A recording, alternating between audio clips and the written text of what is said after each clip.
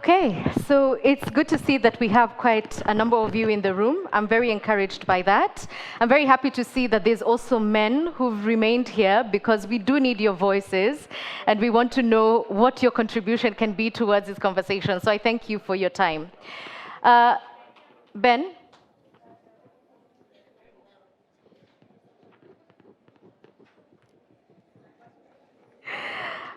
Okay.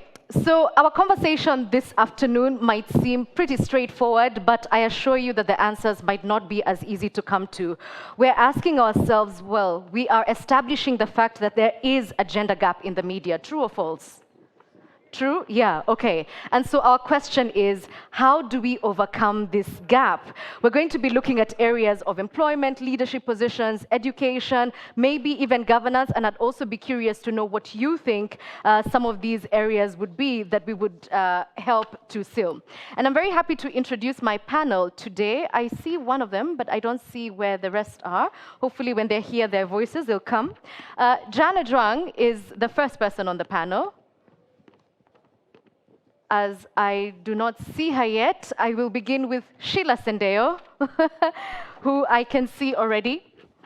Sheila Sendeyo is, I guess, in the industry in Kenya. She has had over 14 years experience despite her very young-looking face.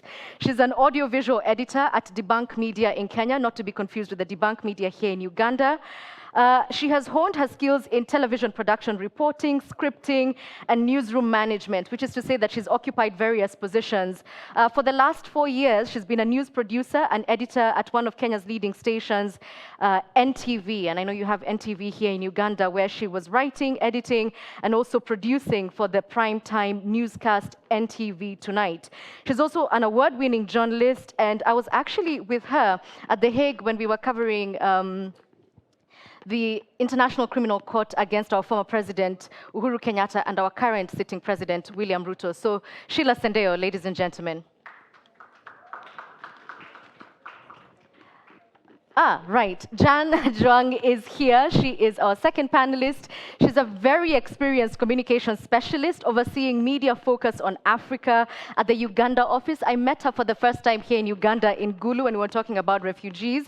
She holds over 10 years of experience in journalism, public relations, and media development, and has worked in both Uganda and Tanzania.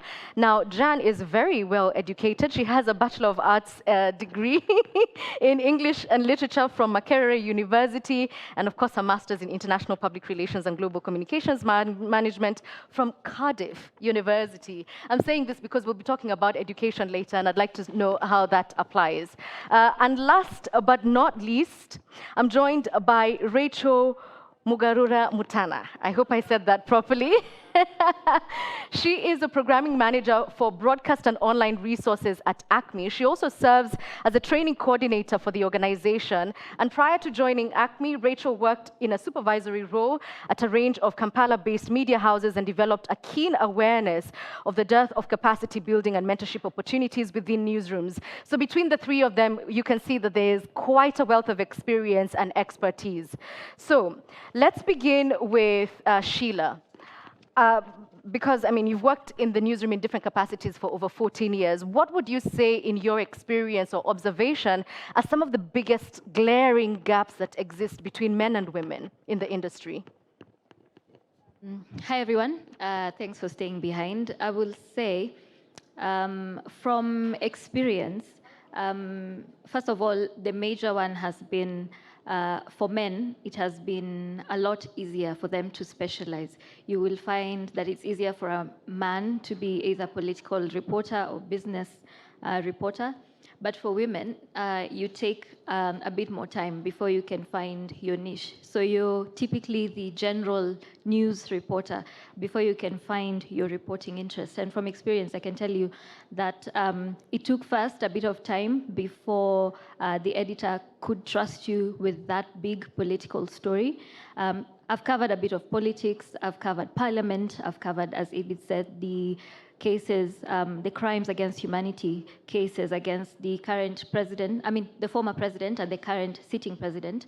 And it was a competitive field. Like basically before they settled on Sheila to be like our local ICC expert, it was a long journey before we got there because I had basically had to do every other thing. Like your day one story, your sewage bus story, there used to be such a joke in the newsroom. Like your first story has to be about a sewage bust. So you've done that. I've done stories about maybe how communities, maybe in central Kenya, are struggling with alcoholism. So I've done the softer stories, and I've done crime. I remember I was one of the first journalists to go to Kismayu when they liberated Kismayu. Liberated, I use that in quotes.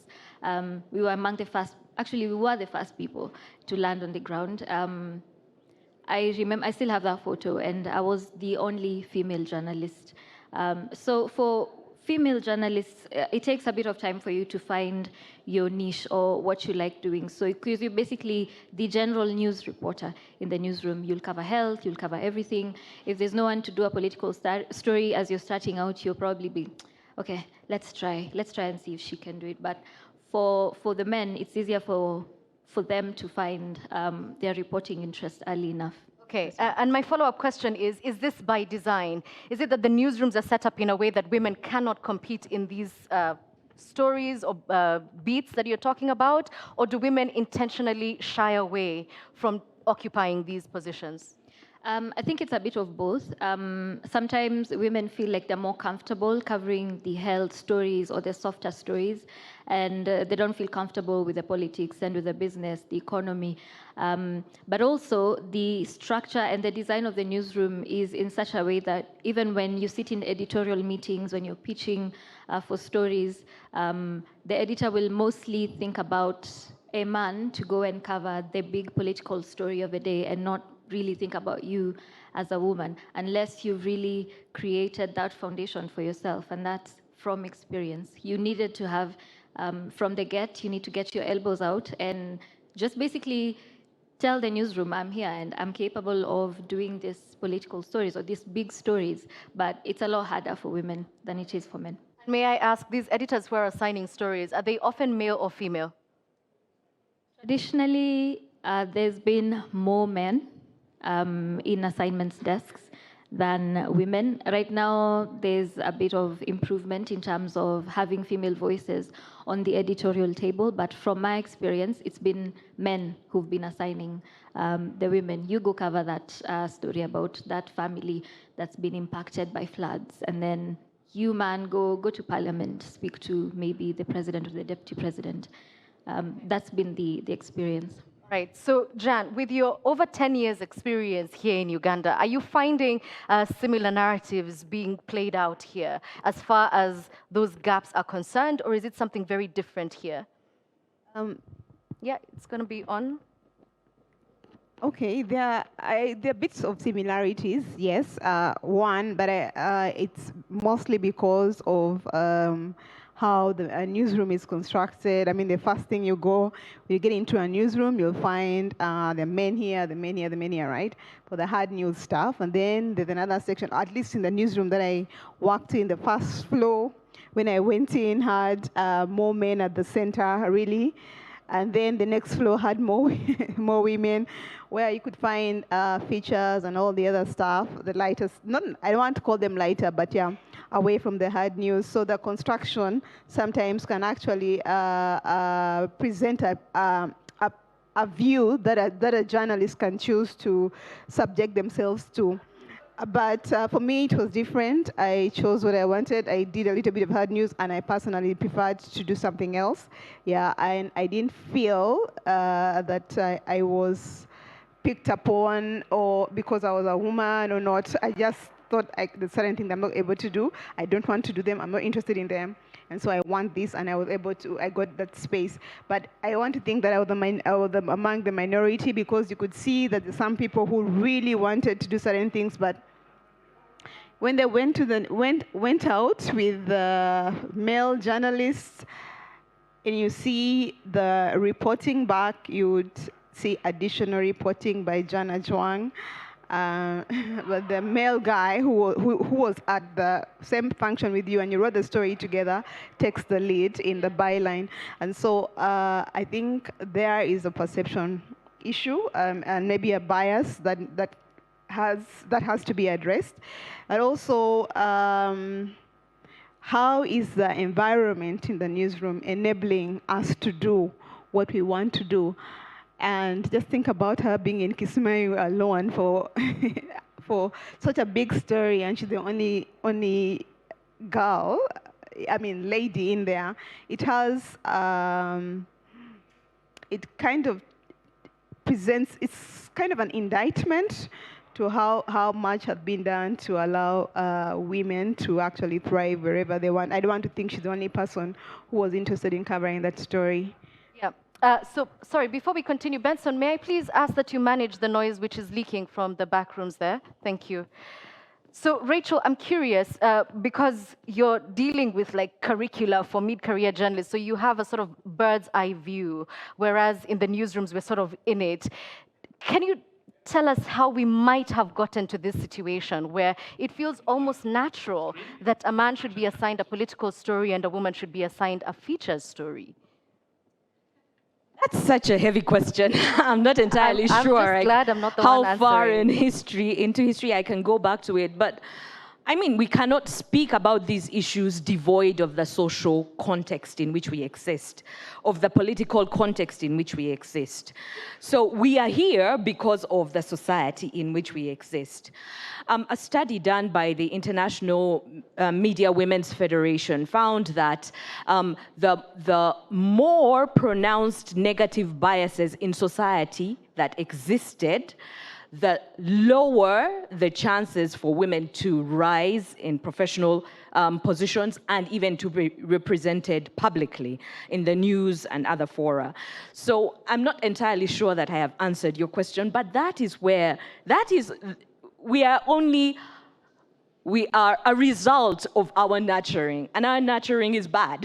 Yeah. Yeah? Yeah. So there has to be a correction in society in general, although there are steps that we can take in the media, should you be willing to have a discussion on this. Okay, so Jan, then let's piggyback on that. If our newsrooms are reflections of our societies, what are our newsrooms telling us about our societies? They are telling us that the societies have made a particular choice. But that doesn't mean that they are stuck, you know? If we talk about maybe patriarchy or culture and everything, culture is not static. Patriarchy has overseen certain things that have been to the benefit of women. I remember there's so many conversations that started from affirmative action, and then the media covered Beijing, the media covered affirmative action at universities, covered the quota, the parliament, women seats, you know, they're still covering. And then while we are recording all these good things that are happening to women, we are not doing them internally. And so yes, there's a choice out there between the society and us, but we are missing the opportunity to do what we are reporting in terms of the changes that are happening in the society. Right. Yeah. So on one hand, we're talking about affirmative action in our leadership, but then our boards don't represent that, nor do our editors in the newsrooms. What is the makeup then, if I may ask you, Sheila? If you've worked in different newsrooms, different organizations, how would you say the gender balance looks, or imbalance? It's really bad, to be honest. There are very few women on the table when decisions are being made. And those who make it to the table, there's really no one to help you up. Like, you basically get into it hoping that if you work hard enough and if you do a really good job, then there's probably a clear path for you to the top. But it doesn't work like that. And my own experience... So how does it work then? If it's not meritocracy, what then will allow you to be at the top of that newsroom as an editor, as a decision maker? Exactly. So especially in mainstream media, like it takes a really long time for you. You can be a reporter for 10, 15 years still doing the same thing, because one of the challenges we have is that, and I don't think I should say this, but we have the same pool of editors who are going around the newsrooms, especially in mainstream media. So what are the chances that you, who've come in as a fresh reporter, you've grown through the ranks, you've done wonderful stories, you've grown as a storyteller, as a leader, that you eventually will make it into the boardroom as a leader? The system doesn't really allow for that. There's really no clear path for women, especially, to make it into newsroom positions, into leadership positions. Rachel, I see you already getting ready to Yes, respond. I would like to add to that. You mentioned the word meritocracy. The challenge of our media houses, and I guess a lot of professional settings, is that we address these challenges as a mindset issue instead of a systemic issue. There is a systemic problem where you are rewarded for your merits, but you are penalized for who you were born to be. So you are penalized, for instance, if you go for maternity leave and you are not therefore accorded within your maternity leave options for advancement, options for promotion. You're expected to be as good a journalist as you can, and you are, but you are not recognized for the limitations of who you are. That are not. It's not a problem. Let me give an example. Journalism has this culture of you being always on.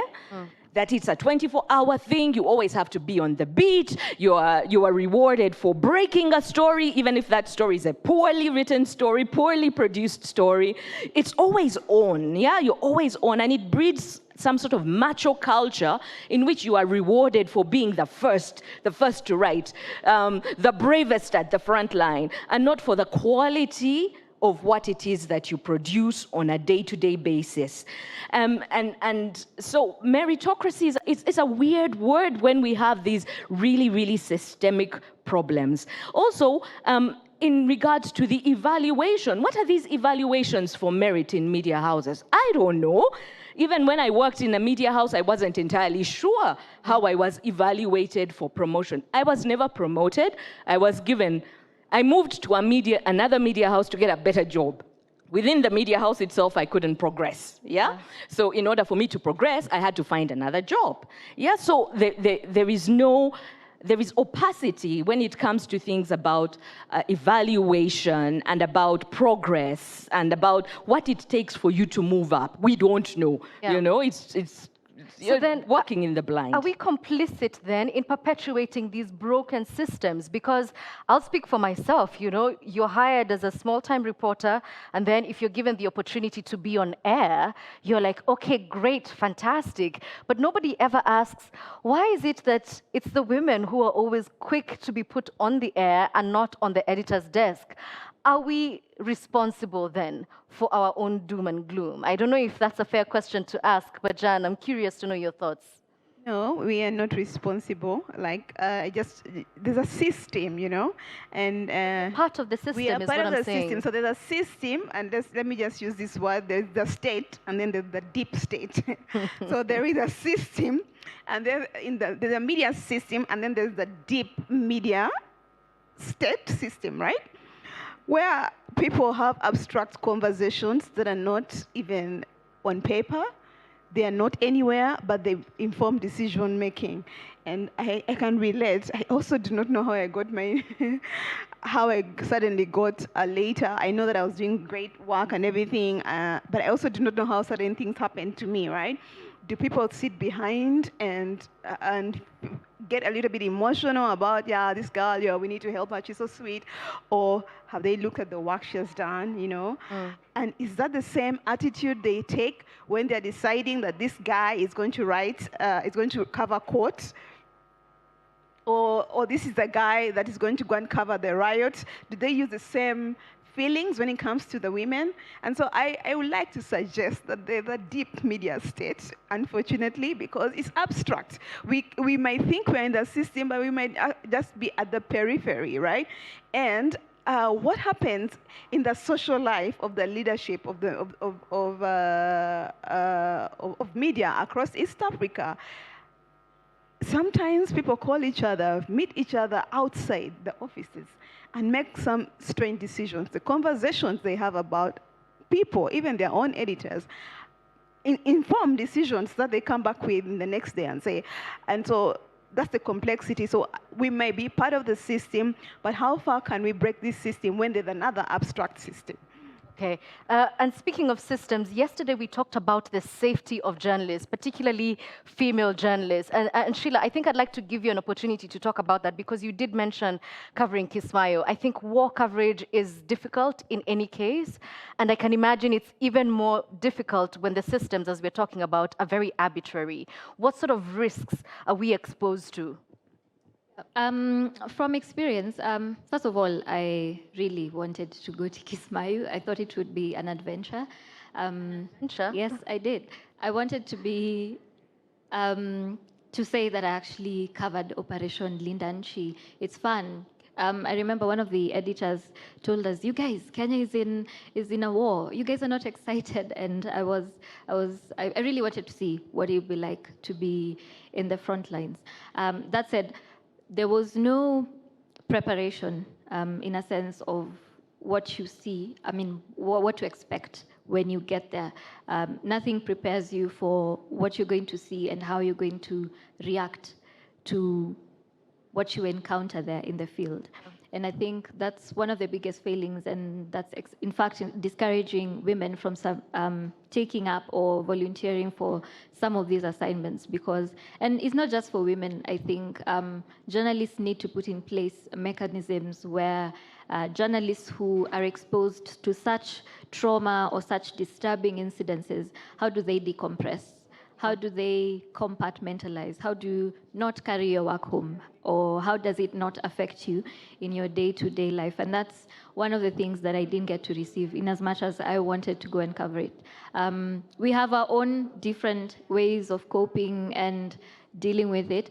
I guess in our newsrooms, one of the things that used to be common was people just used to say that as a journalist, you become desensitized, which is not a good thing. You cannot be desensitized as a human being. I mean, something happens, you're a human being, you need to feel it. You need to, for you even to tell some of these stories that we should be telling, you need to be empathetic.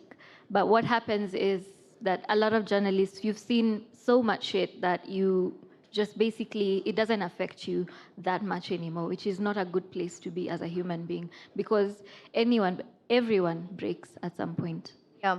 And do you feel that when this idea of requiring mental support and what do you call it, the onus of care, there's a way we frame it, when you present that to your editor, then as a woman you're seen as being somehow weak compared to your male colleagues?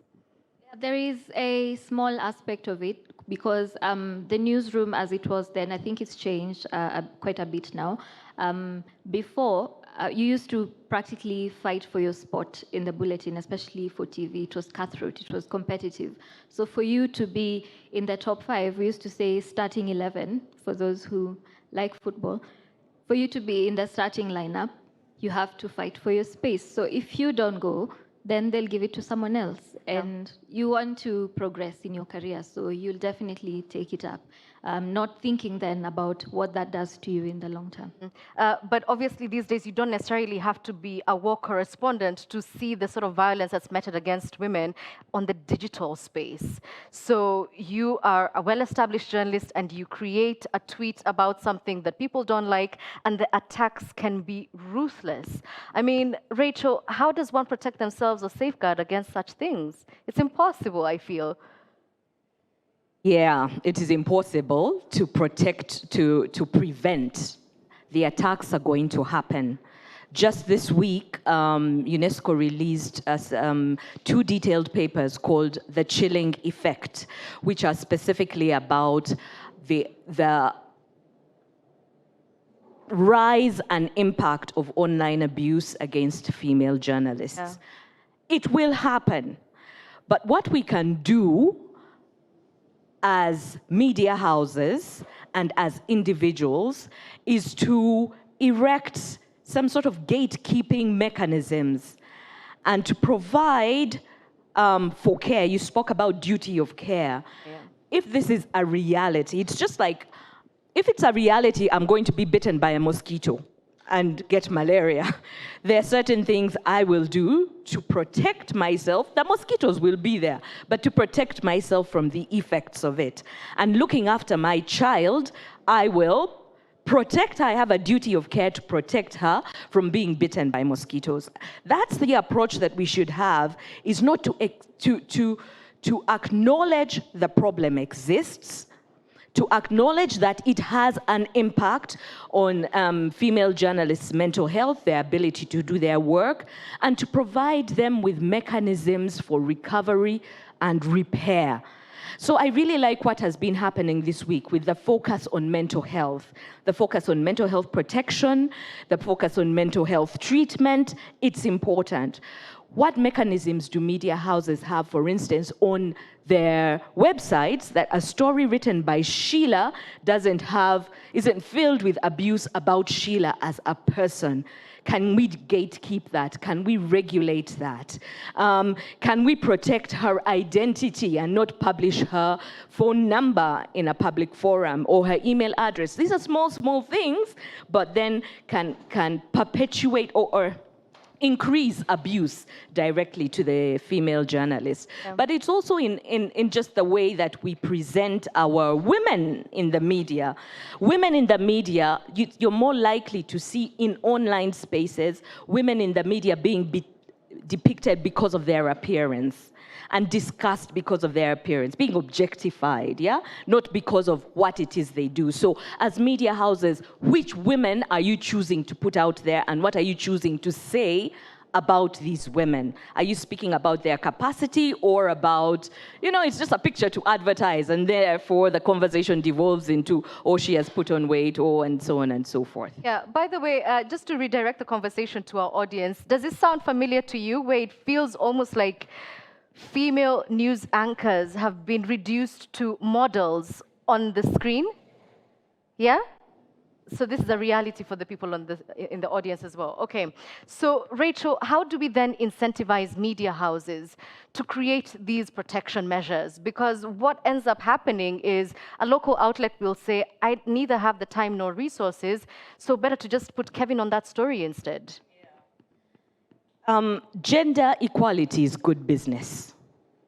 If we can emphasize that and again, diversity and inclusion is good business. If you don't believe me, think about which sectors, which organizations, which companies are innovating, which companies are developing new programming, new ideas. It is those that are attempting to achieve a level of diversity and inclusion.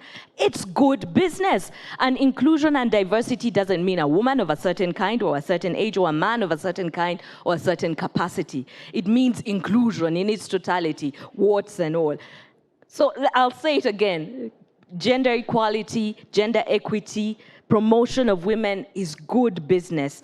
So we have to find ways in which we can demonstrate to our media owners a financial model in which achieving gender parity increases their business model, invites new audiences into the picture, increases creativity, innovation, and new product development. Yeah. So we were talking about what we're missing, and now I'd like to shift the focus to what we're starting to see more of. And it sort of draws to what you're talking about. The only people who are able to amplify these voices are the ones who know, like I said yesterday, where the shoe really bites. So what are we seeing that's positive? We talked about earlier more editors in the newsroom. Are we seeing more female media owners, for example? Are we seeing more training that's geared on gender equality? Jan, give me some good news. Okay. What I'm seeing is a certain level of growth in personal responsibility among many young female journalists, even editors, to just say, you know what, this issue of safety, I will be a sister. I will speak to some of these young people about how the transfer of life skills to younger people. I am seeing that happening. We have been working with about 10 radio stations just to demonstrate that some things can work, and I have seen an increase in audience research, especially in rural areas where they actually go out and ask women, what they would like to hear, what they would like to see included in their news and or on the radio, and suddenly there's more inclusion. We're not yet at the 50-50. I believe the journey is starting. So in the project that we were doing, I noticed that the parts that do not cost money are actually making progress. But when it comes to things like... What are these parts that you're talking about? Like just increasing in content, just providing some kind of support to issues about sexual harassment, and just trying to increase knowledge and some basic internal skilling. Those are okay. People are trying. Personal initiatives, an editor and maybe journalists do that. When it comes to things about empowering women to be able to use technology better, and that means you need equipment, you need to digitize. Now, the decision has to be a leadership decision. It has to come from the media owner. When it comes to the welfare of journalists, really, like, the issues about their pay gap, the issues about how the workplace can be safe for them. They need a leadership will, and things about maternity and all that stuff. Now, your peers can only go so far. They can make all these requests and everything, but there's a responsibility of the leadership to do something. And so when you see the gap at the graph now, that's where you see some slumps. And that's where Rachael said that media owners should be demonstrated to, or should just get to understand that if they put also all their weight on these other parts, actually it does bring in good business and actually good journalism. Yeah, so Rachael, how do we get more women in these decision-making roles? Because Sheila alluded to it earlier, that the editors seem to be from one pool that keeps being rotated from one newsroom to another. Surely there must be female managers who can run these newsrooms. Because training is in my job title, I hope you're not asking me about training. Because who hasn't been trained on gender inclusive nankani and gender sensitive vici? These are one-off measures that are not followed up. There is no monitoring. They are not contextualized. They do not affect content of the policies that then inform what we are doing in as far as gender is concerned. So I think that I do not want to push back against you, but I think we shouldn't be asking women to lean in, advocate for themselves, because we are there. Aren't you there? You look at all these brilliant women and men in this room who are leaning in and taking charge, who are saying, I want to go to Kismayo. We are doing it. We are educated. The pipeline is strong. You have more women coming out of journalism schools across East Africa than men. So we are there. We are being educated. We are informed. It is, I'm sorry to harp on it, it is a system that fails us, a system that tells us assimilate or leave. This is the way things are. You do it and you leave. And when we leave, there is no follow-up. Not once in leaving a newsroom was an exit interview conducted. 2 out of those were because of issues related to my gender. But I was not asked. So how is that organization then supposed to correct, assimilate or leave? And it's very, very poor.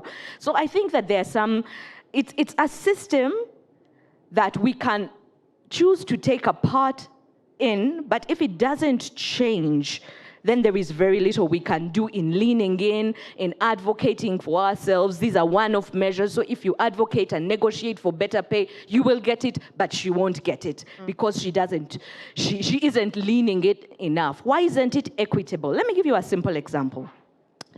I have taken part in a few interviews in my life. On the interview panels, whether they are gender balanced or not, I am very clearly asked questions about work-life balance.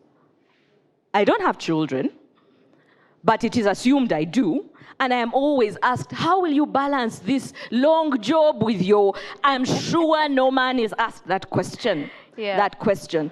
It's a systemic issue. So no matter how much I lean in and say, this is how much I am worth, there is that unconscious bias of her, this Rachael woman.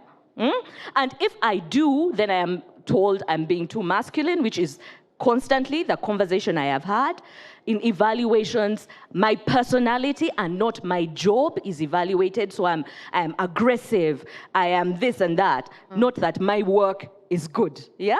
So there is a real systemic issue there. Yes, let's lean in, yes, let's train. But unless we don't just deal with the mindset, but the mechanics of what make up our newsroom, I think we are failing ourselves. Okay, so Sheila, assimilation is a safe option. I can say that knowing that it's something that I've had to do. You know, you're kicking it with the boys because you're mostly working with men. You don't want to be seen as too fragile, but that's obviously not working. How do you disrupt while still putting bread on your table? One of the things that I'm grateful for is one of the editors who came before me. And I think that's one of the issues that even female journalists need to pay attention to. I was that typical, I'm never going to be on the desk, I don't think I'm ever going to be an editor. Sometimes as journalists, we also shy away from these positions because you think, I mean, I've seen an editor who was there before me and it was just so much work. They looked tired all the time. Sometimes they slept in the office and I was like, I don't want to be that person. So I didn't want to step up.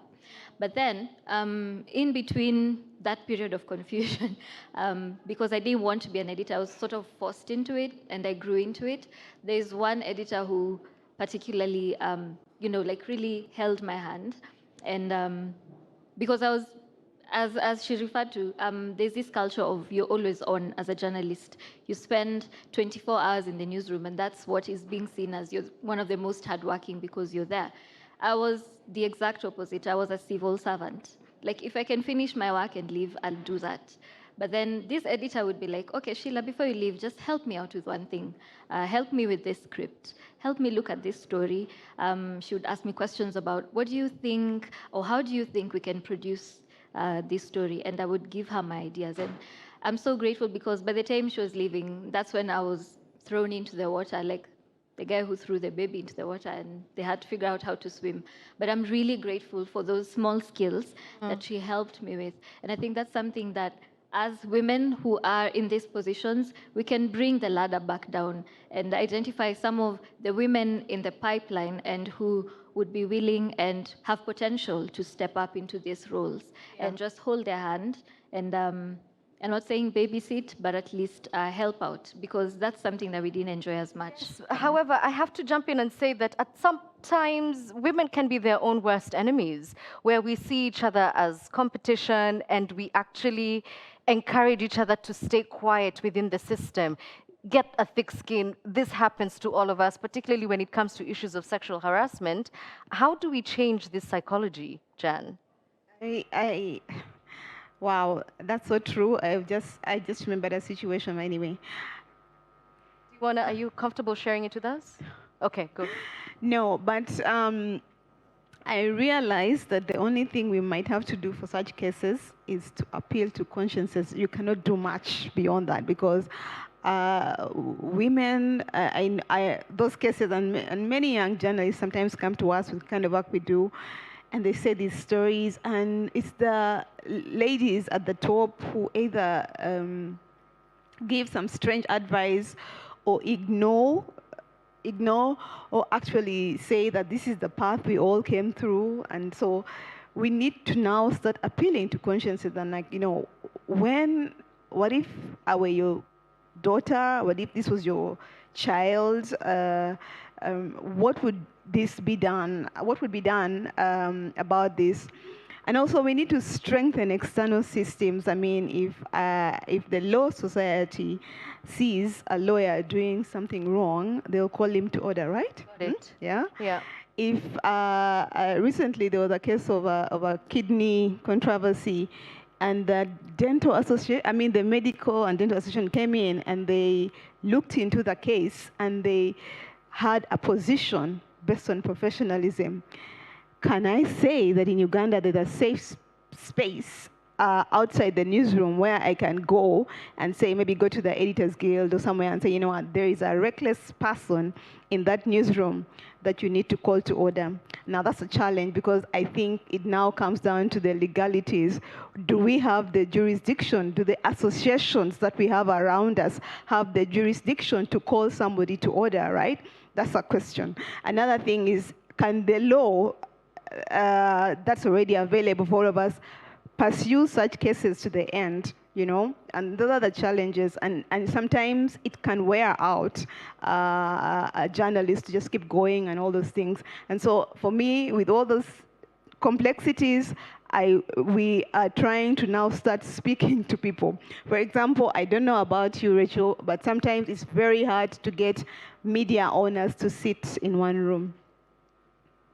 But media owners, but if you speak to each of them and we move into dialogue and more collaborative conversations, it's a lot of work, but somebody has got to start doing it. And there, when you start talking to one-on-one, suddenly the ability and the willingness to try and address something is very critical.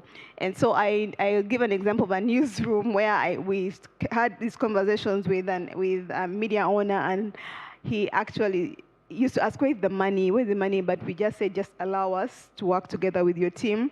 And now he has allowed one of the project people in that media, the leaders, the female leaders, to just take charge.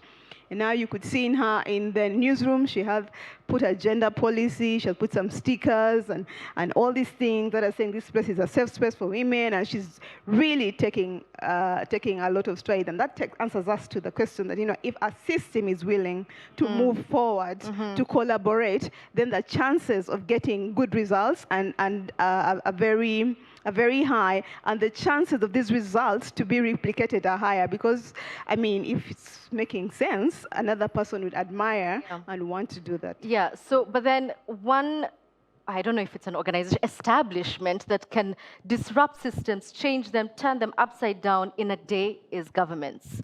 Should we be looking at our governance systems to help protect and correct these broken systems within the journalistic framework, Rachel? Or am I being too ambitious here? Yes, you are. But there is nothing wrong with ambition.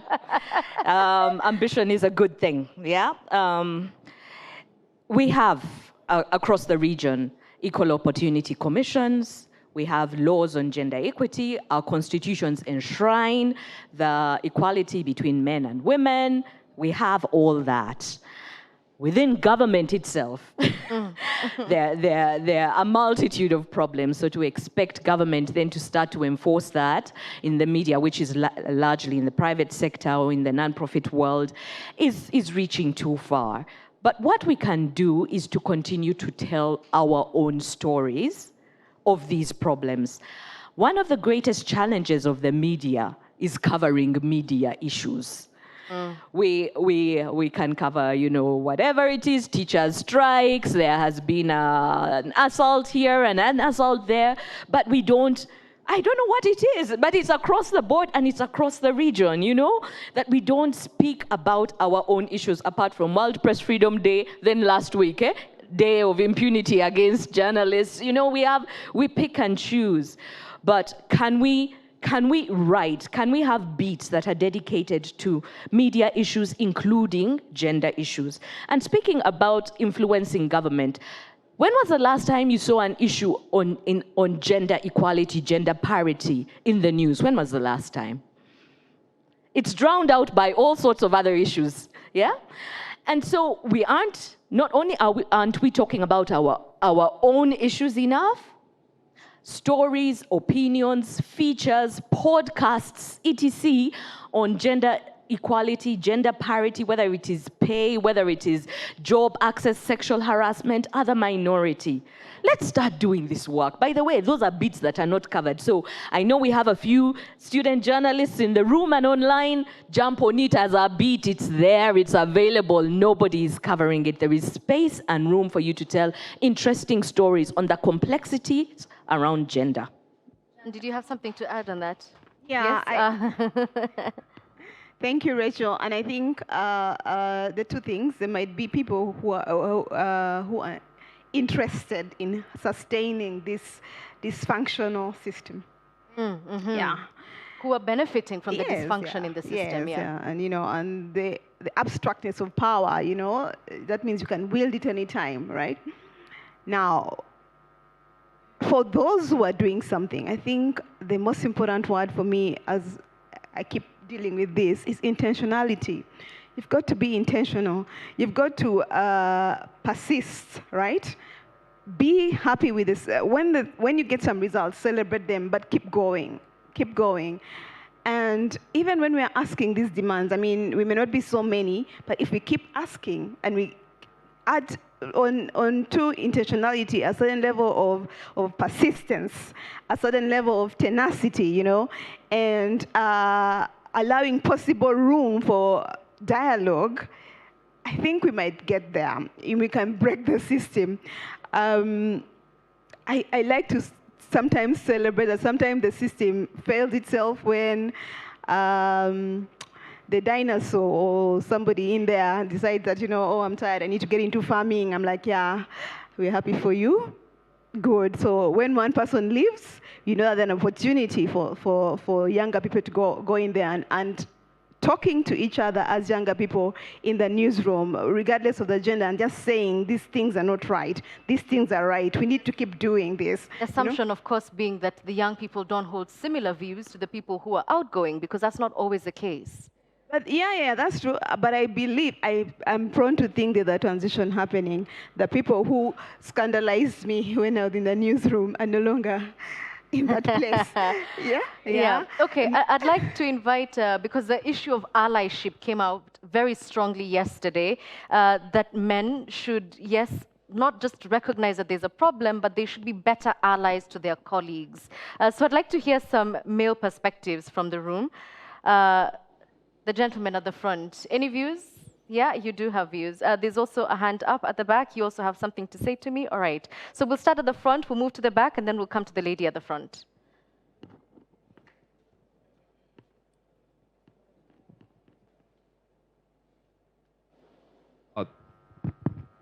Thank you so much. My name is Solomon. I happen to be part of the Media Challenge Fellowship, and my question is, well, with regards to working with females in our newsrooms, well, we do give them the respect, and we pray, me and the males here, I pray we do not harass them.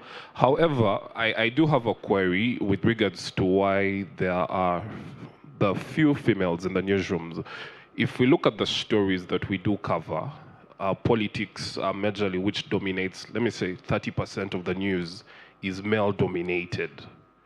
Sports, at the end of the bulletin, is male-dominated out in the field. Economy, business is male-dominated. How are you going to assure me, who is in charge of the newsroom, that I should send a woman to cover that story, or I'm just being biased?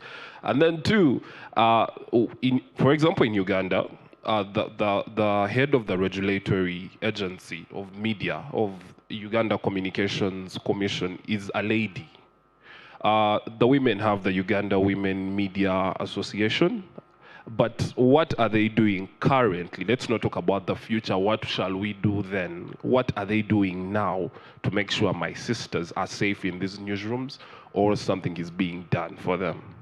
Thank you for your questions. Do you want to direct them to someone specific, or just it's out in the open? All right, we'll hold the question, hear the three, and then we'll get the answers. There's Gentleman one at the here. back. I'm sorry, there was somebody there who had their hand up first. We'll come back to you in the interest of fairness.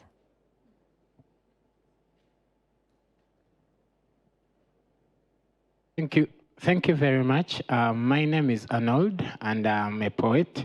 So in the Poetry Association, I happen to chair the Uganda Poets Association Against Sexual Harassment. And one of the things I've noted from, she talked about, sorry, I came in late, so I missed out on the names. Name is Rachael. On Rachael. Rachael talked about social media objectifying women. We would love to help, but what do you do when a woman posts and is like, can you handle me? She's putting on a mini skirt and Come a dress. on. She's like, can you handle me? What do you do when a woman talks about how sexy she is? You see, these are things we want to address, me as me, but again, it goes back to, as a woman, what responsibility are you taking? What picture are you giving us out there? Because we fight these things every day. We fight these things every day. And in Uganda, like they say, after here, it will end here. Does that mean? That's the problem. We talk about it here, but how to put it into action All right, is I the see. issue.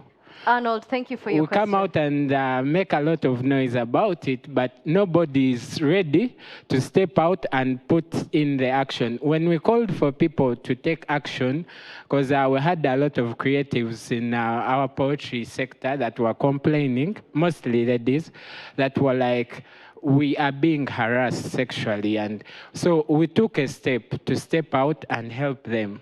But when we wanted to help, it's again the ladies that were against us. Okay. Arnold, thank you for your question. Let's hear from the lady at the front, and then we'll come to you. Then you also have a question. Okay. If I can please encourage you to keep them short so that you give the panel a chance, some time to respond to them.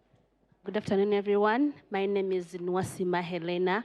I'm a second-year student at Makerere University, and I'm a writer.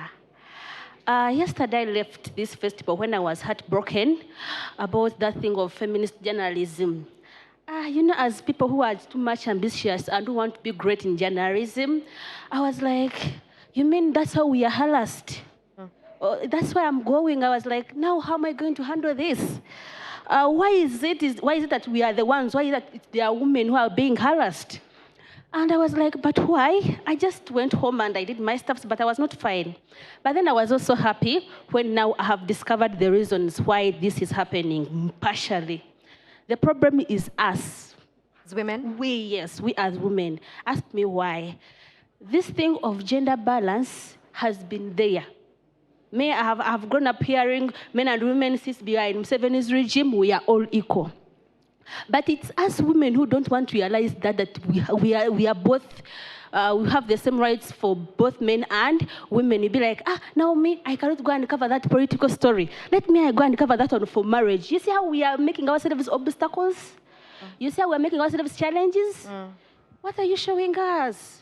What are you showing us as young journalists? What do you want us to do? Another thing I have seen that is a society, but also this is also our role to change our society, to show our grandpapas and our grandmamas, for example, my parents are not educated. So, and I'm the firstborn. So I am the one who is educated in the whole family. So you have to inform them that things changed. We are in digital era. Whereby we also have to get the same platform that men are also getting. Right? Are we right, please? Yes. Thank you very much. Thank you, Helena. And finally, the gentleman at the front, and we'll take one more, then we'll get the answers first, yeah? Thank you so much. My name is David Ijo. I'm a journalist and a fellow with the Media Challenge Initiative. My question goes to Sheila, right? If I get the name right, Sheila and Ajwang. I've worked in a newsroom space before, and I've seen scenarios where women journalists are actually compromised by fellow female editors.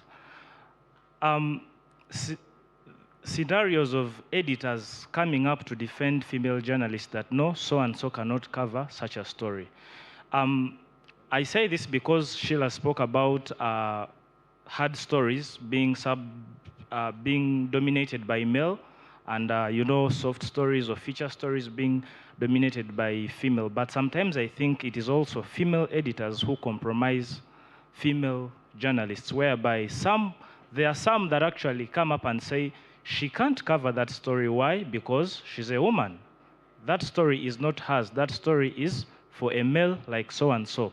Now, this brings me to my question. Are there policy frameworks that govern gender equality in our newsrooms? And if at all they are there, do they think they can tackle the issue of women inclusion in these newsrooms? Thanks for your question. And finally, the lady at the back. My name is Apofian Zaireje. I am a journalist, but a young one. Okay, my question goes to women. Before the harassment mostly done by men, I want to know, why do women harass their fellow women more? You go to an office, you find a woman, and you're like, oh, since she's a woman, things will be easier. She will pull me, you get, before even a man. But you find it that a woman is very bad on a fellow woman even before a man. I think that's why even men come out. They come out and harass us, because even our fellow women, they discriminate and they put you down. A woman pushes you down. I want to know, how does it come out? How do you feel when you see a woman coming to you? Okay, so I think we'll start with thank you for your questions. And I know there's one more there, but we only have 5 minutes. I'll let the panel answer those questions. Can we begin with that one on women versus women? Because I think it's the same thing that Helena was alluding to. What responsibility do women have as far as this is concerned? I want to jump in there really quickly, because let's disabuse ourselves of that. There are no rooms in which men are sitting, in which men are saying, men are men's worst opposers. This is a highly gendered conversation that is inbred in us. We have the wicked stepmother, but not the wicked stepfather. Why? It is a societal, it's something that is part of our societal and our cultural context. Believe you me that I have been in positions of authority where I have been called quarrelsome for saying something to a female in my newsroom, and a man in the same position doing the same thing has been called strict. Do you hear the gendered language? You are quarrelsome, he is strict. You are nagging, he is persistent. The truth of the matter is that regardless of where you are, what sector you are, media, education, medical, whatever it is that there will always be an expectation for women to support women, but not men to support men. And there will be an extra lens of criticism for women who are seen not to be supporting women when they are doing exactly the same thing that their male counterparts are doing towards women. Let's disabuse ourselves of, we live in a gendered world. We live in a world that is informed by our culture and society. The thing is, let's recognize the language, let's recognize the cultural cues, and let's respond to them specifically instead of using these broad things. Women are bad to women. Women pull down women. These conversations aren't being had in men's rooms. And yet men are treating fellow men with the same measures. Yep. It is all a gendered conversation. Sheila, yours was very specific. Are there policy frameworks to safeguard against some of these loopholes and gendered languages? Rachel has so well put it. Okay, so just one little comment on the same. I think the editor who held my hand is a woman. So there are really good women out there.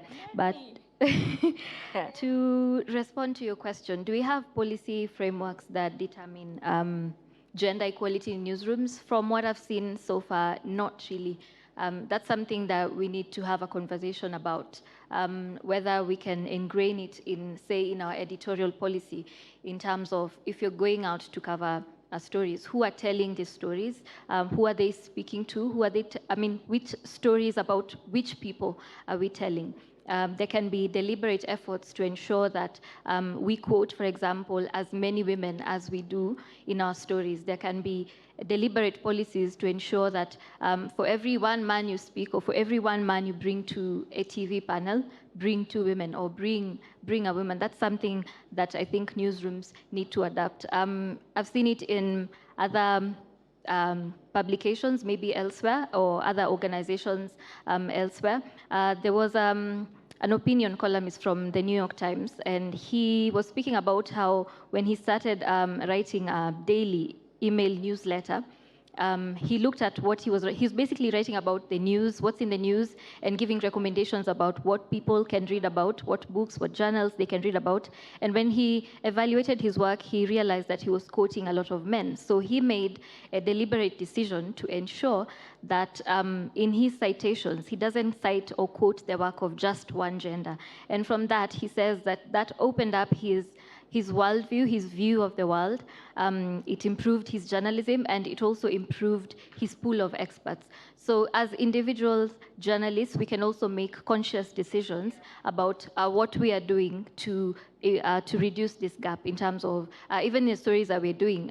We've had experiences where you go to the field, you're talking about, you're doing a story about climate change, but there's not a single woman in your story.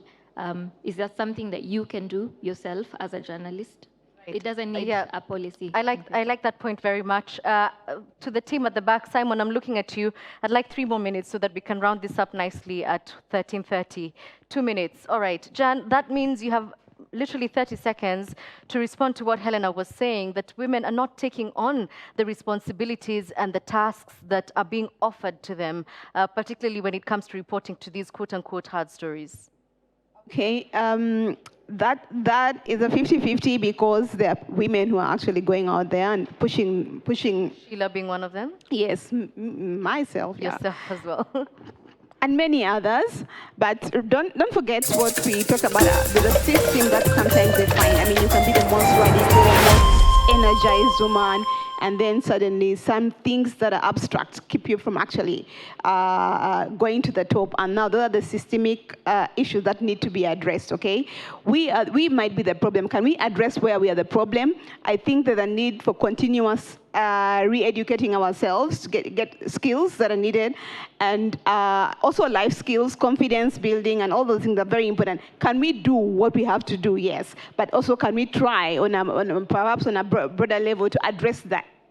The complexities that are happening in the newsroom that are actually beyond my energy and my zeal, you know, and that's where we need to now talk back to the powers that be. I just want to get back to him a little bit. Solomon. We don't have much time, Jan. You're making my work very difficult. 30 seconds. Yes. Solomon, journalism has its assignments. Whether a woman or a man covers a story, the principles of journalism can stay, regardless of whether it's a sports story or a business story. You can't say that because it's the men dominating the business industry, a woman cannot cover that story. Thanks for that. I had completely forgotten about your questions, so thank you for addressing that.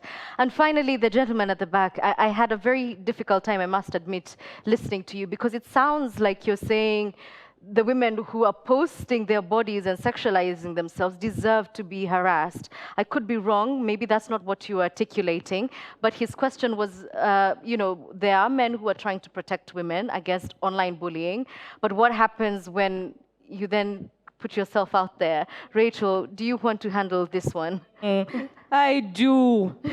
And I'm from another generation, if you can count my gray hairs. So I must admit that I went through a process of re-education because my gut reaction was they should do less. So I come from the feminist thinking of, you know, we need to present ourselves in a manner that is equal to men, so dress properly, blah, blah, blah. This is what I was taught, by the way, and therefore you'll stand a better chance, wear a pantsuit and so on. And now Sheila comes and Sheila is expressing herself, her sexuality and all that. I was like, ooh, I had to re-educate myself. That it's just an issue of respectability politics, that women are expected to be more respectable because you're going to be a mother. You are a mentor. People look up to you. Nobody is telling some dude, you know, you are a mentor. Young men look up to you. No, women are going to look up to you. Now they will be ashamed. What will your children think? Sheila can do what she wants with her body. It's hers. Exactly. Your reaction to it and your choice to turn that into something negative, into a conversation that turns her from a person, Sheila, into a sexual object, Sheila, Ichiri kugwe, it's on you, it's not on Sheila. She's sexy, so what? Rachael is old, so what? You know? Just... let me stop there.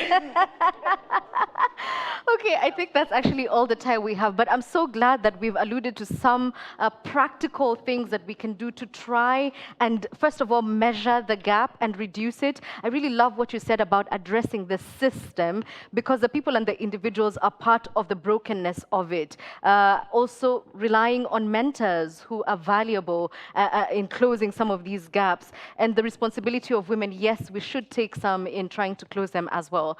So Rachael, Sheila, Jan, thank you so much for your time. Thank you for your insights. To all of you who asked questions, we thank you for your participation. Continue the conversation online. Remember the hashtag is East22. I am now so happy to announce that it's time for lunch. It's time for lunch. So you get to enjoy a 1-hour break, and we'll resume right here in the plenary hall.